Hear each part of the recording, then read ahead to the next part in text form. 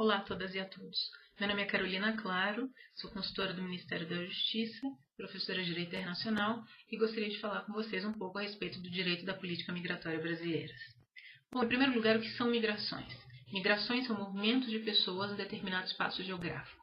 Essas migrações podem ser internas, quando estão dentro de um mesmo território, de um mesmo estado, ou elas podem ser internacionais, quando transcendem as fronteiras políticas entre os estados.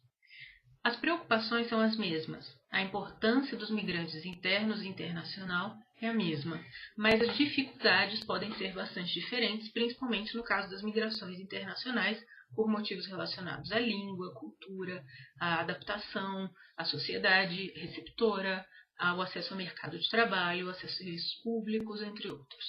Então, por que falar em política migratória, em política para migrações internacionais e também migrações internas? Porque o movimento migratório no mundo ele tem se intensificado bastante. O Brasil, historicamente, é um país de migração, de grande migração, teve períodos de incentivo à migração e períodos em que a emigração, a saída de brasileiros, foi um fenômeno bastante considerável, se pensado entre décadas de 80 e 90 principalmente. Hoje o fenômeno é outro. Hoje o Brasil é visto como um país receptor de migrantes de quaisquer modalidades, que eu já vou mencionar, e ele é também um país de retorno, de recepção dos seus nacionais, dos brasileiros, que um dia foram buscar emprego no exterior, por exemplo, Europa, Estados Unidos e Ásia. Então o Brasil tem, hoje em dia, no século XXI, um fenômeno migratório bastante importante, por isso é muito importante, é imprescindível até que a legislação migratória brasileira seja renovada e, principalmente, que exista uma política bastante delineada e uma política bastante clara no tocante ao tratamento, à recepção e à permanência dos migrantes no Brasil. Sejam os migrantes internos, então os brasileiros ou estrangeiros que circulam no território, ou os migrantes internacionais, os estrangeiros. Bom, além da classificação que eu mencionei de migração interna e internacional, há várias outras formas de se classificar migração.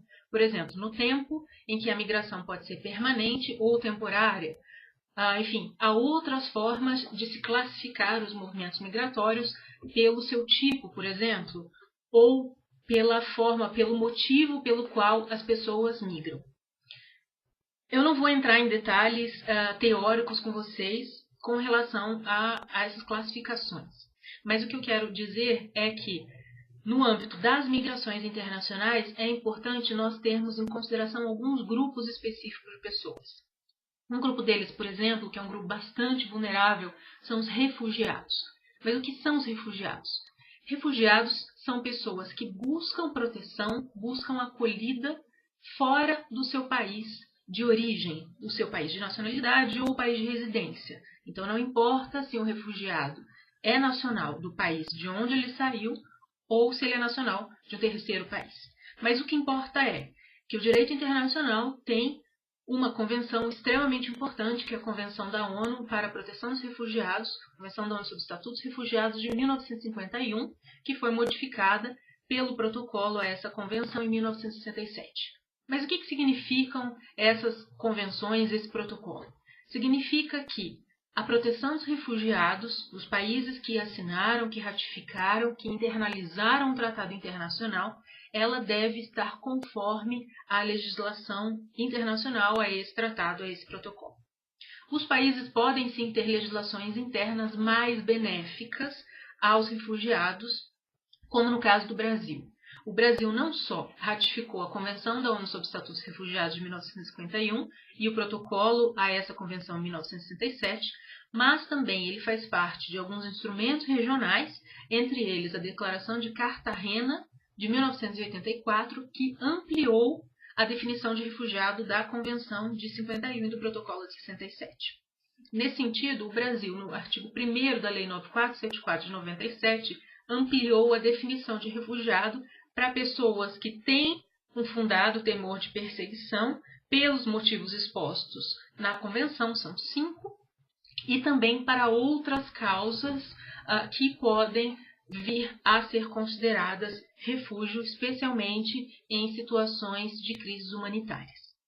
Bom, mas o que diz essa convenção? Que é um refugiado, que eu chamo de refugiado convencional. O refugiado convencional é a pessoa que tem um fundado temor de perseguição por motivos de raça, religião, nacionalidade, pertencimento ao grupo social ou opiniões políticas. Necessariamente, o refugiado é um migrante internacional. Ele saiu do país onde ele se encontra e buscou abrigo, buscou proteção fora do país onde ele está. Então, ele transcendeu as fronteiras políticas de dois ou mais países. Ele é necessariamente um migrante internacional. O refugiado também é necessariamente um migrante forçado. O que significa isso? Significa que ele migrou não por vontade própria, não voluntariamente, mas, enfim, por algum motivo, algum desses 5 motivos ou motivos especificados em outras legislações que ampliam a definição de refugiado, que fazem com que o fundado temor de perseguição busque, então, faça esse movimento migratório, esse movimento forçado, no sentido de proteção física, psíquica do próprio solicitante de refúgio ou da sua família. Então, esse refugiado, esse solicitante de refúgio, essa pessoa que migra forçadamente por motivos de perseguição, ele vai à busca de países que possam protegê-lo. No caso do Brasil, o país é muito importante com relação à proteção dos refugiados, principalmente refugiados que vêm de alguns países africanos e os refugiados também do Cone Sul, do continente americano, mas especificamente alguns mais próximos do nosso país. E por que o tema dos refugiados é bastante importante? Porque o número de solicitações de refúgio de pessoas que procuram o Brasil para tentar serem protegidos pelo direito dos refugiados aumentou muito nos últimos anos e, inclusive, no ano passado, o Comitê Nacional para Refugiados, CONARE, estimava mais ou menos 2.400, 2.600 novas solicitações de refúgio, considerados os 4.500 refugiados, por volta de 4.500 refugiados que nós temos hoje reconhecidos no país, mas até dezembro do ano passado, esse número aumentou bastante. Entre 2013 e fevereiro de 2004, foram mais de 6.000 solicitações de refúgio. Isso incluídos as pessoas que vieram do conflito da Síria, que vieram de outros países da Ásia, buscando proteção no Brasil. Então, refugiado, ele é uma pessoa que necessita de proteção. Ele tem determinados instrumentos no direito internacional, nessa Convenção da ONU de 51, no Protocolo de 67, que o protegem, por exemplo, da não devolução para um país onde a sua vida e integridade física possam estar ameaçadas. E por que é importante pensar num refugiado numa política migratória? Porque o refugiado, primeiro, não necessariamente ele vai falar a língua portuguesa, então ele já tem dificuldades de inserção no mercado de trabalho, na sociedade, enfim, forma de integração na sociedade por conta do idioma. Claro que nós temos refugiados, solicitantes de refúgio vindos de países de língua portuguesa, principalmente Angola, mas isso não faz com que a integração e o acesso aos serviços e ao mercado de trabalho sejam fáceis por conta do idioma. Mas o idioma, sim, é uma primeira barreira. A segunda questão é que o refugiado necessariamente é uma pessoa que busca proteção por algum motivo traumatizante para si ou para sua família. Então, ele já é uma pessoa também fragilizada do ponto de vista psicológico, psíquico, no sentido de ter vindo ao Brasil por fundado temor de perseguição. Na solicitação ao CONARE, ele vai ter que demonstrar ou vai ter que trazer documentos ou levar fatos que demonstrem esse temor de perseguição. Ele precisa ser bem fundado, ele precisa ser bem fundamentado. Okay? Então, o refugiado, além de tudo isso, ele tem essa fragilidade, ele precisa de proteção específica, ele recebe proteção das Cáritas, ele recebe proteção de várias organizações da sociedade civil que dão assistência ao solicitante de refúgio e ao refugiado. Então, já há um desafio aí nas políticas migratórias, apesar da existência de uma legislação bastante atualizada, bastante importante, que é a Lei 9474 de 1997, há desafios práticos numa política migratória que leva em consideração as situações específicas do refugiado no Brasil. Só mais um tema a respeito desse assunto é que o CONARE, por meio do Ministério da Justiça, ele é um órgão colegiado do Ministério da Justiça, ele tem tido muitas ações em consonância, em cooperação com o Alto Comissariado da ONU para os Refugiados, o escritório do Acnur aqui no Brasil, em Brasília. Então, o Acnur e o CONARE têm realizado acordos de cooperação, de entendimento e, principalmente, ações em prol desses refugiados, o que é extremamente importante. Okay? Outro grupo de migrantes, né, de estrangeiros vindos para o Brasil são os apátridas. Apátrida é aquela pessoa que não tem nacionalidade, ou porque nasceu sem nenhuma nacionalidade, ele nasceu num país em que a legislação interna não permite que ele tenha a nacionalidade, a proteção jurídico-política daquele país, ou porque em algum momento ele perdeu essa nacionalidade, ou porque seu país deixou de existir, foi anexado a outro, mudou de nome, enfim. Ou porque essa pessoa, por algum outro motivo da legislação interna do país, perdeu a nacionalidade. Então, a apatridia ou apatrídia é a situação em que uma pessoa não tem a proteção de determinado Estado. Pensem vocês, se uma pessoa que é nacional de um Estado, é um cidadão, tem direitos de cidadania, direitos políticos, direitos sociais, direitos, enfim, civis, políticos de um país, já tem dificuldades práticas para exercer, para gozar desses direitos, imagine então um cidadão que não pertence a país nenhum. Ele é um cidadão sem pátria, uma pessoa que nós costumamos no direito internacional chamar, ou pelo menos no direito internacional de proteção à pessoa humana, que na parte de apatridia, que é uma pessoa que não pertence a lugar nenhum. Então, é uma pessoa que muitas vezes diz que não existe. Em conversa com apátridas é muito comum elas dizerem: eu não existo para o direito, eu não existo para a política, porque eu não tenho nacionalidade, eu não tenho proteção de um Estado. Se eu não tenho proteção do Estado, eu não tenho acesso à educação, à saúde, a lazer, a mercado de trabalho, etc, etc. Então, por que é importante nós termos políticas específicas para apátridas?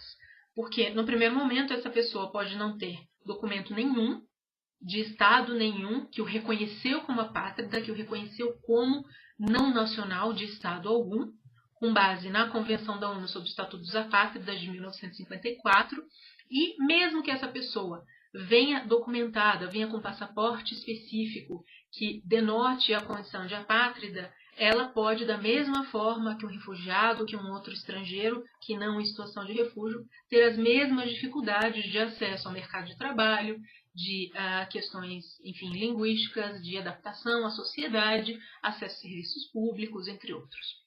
Então, é muito importante que o Brasil não só tenha uma proteção específica para os apátridas, por exemplo, por meio de um projeto de lei que foi já discutido com alguns parceiros do governo federal, do Ministério da Justiça, como o Acnur, como algumas organizações da sociedade civil que cuidam de estrangeiros, mas no sentido dessa legislação, desse projeto de lei ser levado ao Congresso Nacional, não apenas para ser discutido, mas definitivamente implementado como legislação brasileira. Hoje, então, nós só temos no Brasil a vigência desse tratado internacional da Convenção da ONU de 1954 sobre o Estatuto dos Apátridas. Nós não temos legislação interna sobre a apatridia. Por que uma legislação interna sobre a apatridia é importante se hoje nós temos a proteção do tratado internacional internalizado no nosso ordenamento jurídico? Justamente porque as condições de recepção, de acolhida do apátrida seriam mais bem explicitadas nessa legislação. Por exemplo, o controle fronteiriço. O apátrida também, assim como o refugiado, teria a proteção da não devolução, apesar do apátrida não necessariamente ter um fundado temor de perseguição por retorno ao país onde ele se encontrava. Por falar nisso, o apátrida, pode também ser refugiado. Então, numa situação em que a pessoa mora num determinado país, não tem a nacionalidade daquele país, mas sofre perseguição justamente por não ter nacionalidade ou por pertencer a um grupo social específico, ela pode, saindo desse país por meios de imigração forçada, por meio de institutos de refúgio, ela pode pedir proteção com base nos estatutos de refugiados. Mas não necessariamente um apátrida é também um refugiado. Nas situações em que o apátrida apenas não tem nacionalidade, ele vai demandar uma proteção específica do país que o acolheu. Então, ele vai demandar, por exemplo, não apenas as formas de integração à sociedade, de acesso a serviços públicos, ao mercado de trabalho, à educação, enfim. Ele vai demandar também, caso ele queira e caso a legislação do país assim permita, a aquisição da nacionalidade do país onde ele se encontra. A nossa legislação, a Constituição Federal de 1988, no artigo 12, fala sobre as formas de aquisição da nacionalidade brasileira. E também nós temos a vigência de uma legislação bastante antiga sobre a aquisição de nacionalidade, que muito possivelmente vai ser modificada na próxima legislação migratória brasileira. Mas, de qualquer forma, qualquer estrangeiro no Brasil pode adquirir a nacionalidade brasileira, caso ele respeite alguns trâmites, alguns requisitos para adquirir a nacionalidade brasileira, e aí ele tem toda a proteção que o cidadão brasileiro tem. Apesar de que a própria Constituição indica no seu artigo 5º que há igualdade de direitos entre brasileiros e estrangeiros. Claro que a Constituição não só precisa enunciar esse tipo de proteção dos direitos dos migrantes, mas muito mais que isso, a necessidade de nós buscarmos políticas para efetivar essa igualdade de tratamento, esse acesso a todos os direitos sociais, a todos os direitos individuais, coletivos, direitos políticos, civis. Okay? Então, além do refugiado que eu mencionei, do apátrida, nós temos o estrangeiro que vem ao Brasil, por exemplo, para buscar trabalho, enfim, para reunião familiar, por quaisquer motivos que façam com que ele saia do seu país de origem, que pode ou não ser o seu país de nacionalidade, e busque, então, morar no Brasil, busque entrada, recepção no território brasileiro. Essa migração, ela pode ser migração internacional, ela pode ser documentada ou indocumentada. Atenção, nós não falamos mais no direito internacional, na proteção internacional da pessoa humana, que um imigrante é ilegal. Essa expressão foi muito utilizada, principalmente em meados da década de 50, 60, até muito recentemente, mas ela já não é mais utilizada porque denota uma criminalização do imigrante que não é ideal na nossa sociedade, que não é ideal na prática internacional de hoje, apesar de algumas situações ainda, infelizmente, existirem. Então, o migrante pode ser documentado quando ele tem toda a documentação, ele tem passaporte, ele tem visto, e ele pode circular livremente no território nacional, como qualquer outra pessoa, como qualquer brasileiro ou estrangeiro. Ele está, então, numa situação documentada quando ele está regular, ele tem o período de estada de acordo com o tipo de visto. E a forma que a legislação brasileira, a Lei 6.815 de 1980, permite essa permanência, essa estada, no território brasileiro. Permanência é um outro instituto da própria legislação nacional sobre migrações. Ou esse estrangeiro pode estar indocumentado. De duas formas. Ou ele entra indocumentado, ele entra sem passaporte ou sem visto. Geralmente isso vai acontecer quando ele entra por uma fronteira não vigiada do território brasileiro. Ou ele entra com passaporte, com visto e se torna uma pessoa indocumentada na medida em que ele extrapola o tempo de estada que aquele visto permite ou que algum acordo bi ou multilateral que o Brasil tem permite sobre a estada desse estrangeiro no Brasil.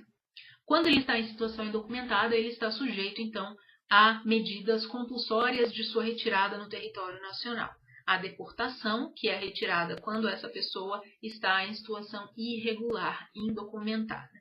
Mas há outras formas também que a própria política brasileira, apesar de não ter parâmetros ainda tão claros e tão definidos quanto nós gostaríamos e quanto terá em breve sobre a questão migratória, mas há formas, por exemplo, de regularização migratória, não pela legislação, a lei do estrangeiro não permite, a lei de 1980 não permite, mas sim pelas anistias que já foram realizadas várias vezes pelo governo federal, em que o estrangeiro procura, então, os órgãos oficiais e regulariza a sua situação migratória. Por que é importante, então, já que eu mencionei a figura do refugiado, do apátrida, do estrangeiro, enfim, estrangeiro, seja ele por questões econômicas, questões familiares, outro estrangeiro também, que eu não mencionei, mas há um movimento migratório bastante significativo, não ainda para o Brasil, mas para outros países, que é das migrações ambientalmente forçadas, os refugiados ambientais, entre aspas. Tá? Refugiados ambientais são refugiados que eu chamo de não convencionais. Eles são pessoas que migram forçadamente, não porque querem, mas porque precisam se proteger, precisam buscar abrigo em outro país, por motivos ambientais. Um motivo ambiental de causas antrópicas, em causas que foram efetivadas pela ação humana ao longo do tempo, ou causas naturais. Então, por causa de um terremoto, por causa de um maremoto, tsunami, etc., causas naturais, ou causas antrópicas, erosão do solo, escassez de água por prospecção intensa, enfim. Vários motivos podem causar migrações relacionadas ao meio ambiente. Esse migrante ambiental ele não tem nem definição no direito internacional, por isso que eu digo refugiados ambientais entre aspas. Ele não é um refugiado nos termos daquela convenção da ONU que eu mencionei para vocês, nem do protocolo de refugiados, mas no meu entendimento, e aí há muita discussão sobre isso, ele é uma pessoa que busca abrigo, busca proteção e, etimologicamente pensando, então ele pode ser considerado um refugiado, mas um refugiado não convencional, um refugiado que não está protegido pela Convenção de 51, Protocolo de 67. Por que eu menciono esse migrante ambientalmente forçado, esse refugiado ambiental, como alguém também de grande preocupação para uma política migratória brasileira? Porque as causas ambientais, cada vez mais na nossa sociedade, seja pelas mudanças climáticas, as causas antrópicas ou causas naturais, têm feito com que as pessoas migrem do seu país de origem ou da sua região de origem no mesmo país por motivos de impossibilidade de viver naquele local por questões ambientais. O caso dos haitianos, por exemplo, que tiveram uma migração em massa para o Brasil, principalmente no ano de 2011, devido aos efeitos deletérios do terremoto de 2 de janeiro de 2010 no Haiti, vieram para o Brasil porque a situação do Haiti já era bastante complicada em termos socioeconômicos, sociopolíticos. Mas com os efeitos do terremoto de 12 de janeiro de 2010, essas situações pioraram bastante. Então, essas pessoas, no meu entendimento, e aí eu peço vênia a vários colegas que não concordam, mas no meu entendimento essas pessoas são consideradas refugiados ambientais, sempre entre aspas, porque não são da Convenção de 51. Essas pessoas, então, esses migrantes ambientalmente forçados vieram para o Brasil no contexto dos efeitos causados pelo terremoto de 2010, janeiro de 2010 no Haiti. Como vocês sabem, muitos desses haitianos vieram para o Brasil completamente indocumentados e muitos deles vieram pelas fronteiras do Acre próximos à Bolívia com o Brasil e também alguns lugares nas fronteiras com o Peru. Há uma situação bastante gravosa em algumas cidades do Acre, principalmente Brasileia e Epitácio-Holândia, e enfim, eu acho que esse assunto é extremamente importante, extremamente instigante, mas não terei tempo suficiente aqui para discorrer sobre ele. O importante é saber que o governo federal tem realizado ações em prol dos haitianos, sejam os haitianos que vieram documentados, por meio de uma resolução específica do Conselho Nacional de Imigração ou indocumentados nessa fase, então, de vinda sem documentos após o terremoto. Mas o que é importante nessa forma geral, nessa política migratória brasileira? Primeiro, que uma política ela independe da existência de uma legislação, mas a própria existência de uma legislação migratória já denota algum contorno político migratório. Nós temos hoje a Lei 6.815 de 1980, que trata dos estrangeiros no Brasil, trata de formas de entrada no território nacional, de permanência no território nacional e também de retirada compulsória do estrangeiro. Nós temos, além disso, a Lei 9474 de 97, que diz respeito aos direitos dos refugiados, e os tratados internacionais, que dizem respeito aos direitos dos migrantes, que estão em vigor no Brasil, e direitos humanos de uma forma geral.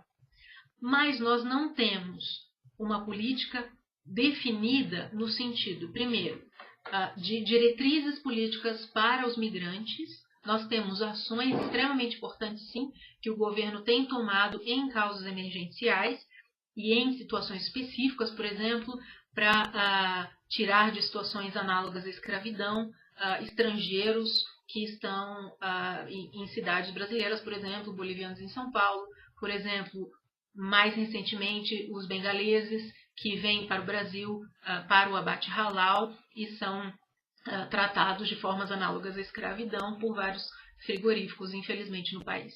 Então, o governo federal tem agido, não apenas o governo federal, mas governos estaduais e municipais, tem agido muito em prol desses migrantes, em prol dessas pessoas em situação de extrema vulnerabilidade ou de necessidade de uma maior proteção, maior atenção do governo, mas nós precisamos, por meio de uma discussão que tem sido realizada nas etapas preparatórias da Conferência Nacional de Imigração e Refúgio, pensarmos juntos, sociedade civil, governo, enfim, acadêmicos, todos nós, ONGs atuantes para migrantes, todas as pessoas que trabalham com migrações no Brasil e principalmente os migrantes, sejam migrantes internos ou internacionais, nós precisamos juntos discutir esses temas, quais são as reais necessidades dessas pessoas e quais são, então, os delineamentos que nós podemos levar para uma política migratória brasileira bastante clara e bastante de acordo com o que o Brasil propaga